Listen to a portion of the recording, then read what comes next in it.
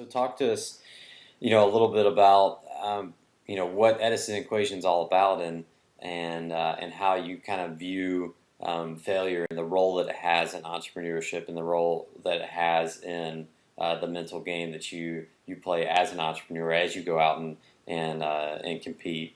So tell us how you kind of embody that in your own mind. Yeah, I mean,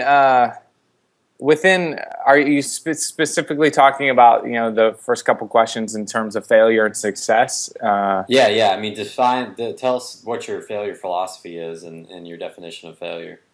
Yeah. Well, to fail, you have to know what you're trying to accomplish, right? So a lot of times I think people don't recognize failure because they don't define what success would be.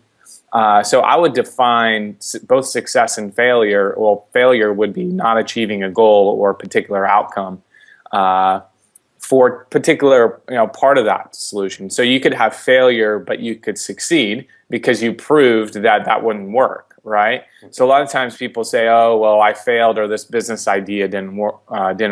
Well, yeah, you failed, but you also succeeded because within that particular time, within that environment, it didn't work. And that doesn't mean that you're a failure. That means that idea is. So I think a lot of times people equate their success and their failures to who they are, not what they're trying to do. And I think that really helps because I failed. I failed a lot. I fail every day. If I'm not failing, then I'm not really trying to be good. We had a little saying. I've obviously played a little bit of soccer, and we had this cone drill that we would dribble around. And the idea is to get faster and faster in going through the cones. And, kind of our mantra is there is if you're not hitting a cone, you're not going fast enough. So you're not pushing the limits. You're not risking something, that's potentially harmful to you. And so I think a lot of times, early on, and especially as you start getting older, you have family, you get married, you have a mortgage, you start risking less and less. And so you got to kind of figure out what is your risk and what's your reward. So I would define, failure as, not achieving something that you set out to achieve. But within failure, you could have success. Okay, so that's interesting that they can coexist almost in the same situation.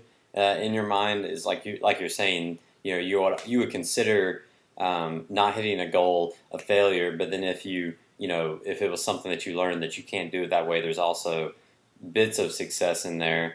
Whereas a lot of the people that I've talked to so far would say they would just go straight to or past the failure side. They'd be like, okay, well, that didn't work, but I wouldn't have considered it or defined it as a failure. I would just go straight to calling that, that's one way it's not going to work, and that's, gaining the wisdom from it. So you don't do that in your mind. So you say, okay, yeah, I totally screwed that up. That's a failure. Don't do that again.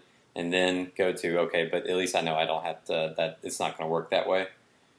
Well, yeah, I mean, I think I learned from it. You have to learn from your failures, but I guess I'm not afraid to fail. Yeah. And I like to fail early and often, because that means if I'm failing early and often, then I could, a lot of people talk it within a business sense. You pivot the idea, or you have iterations of ideas.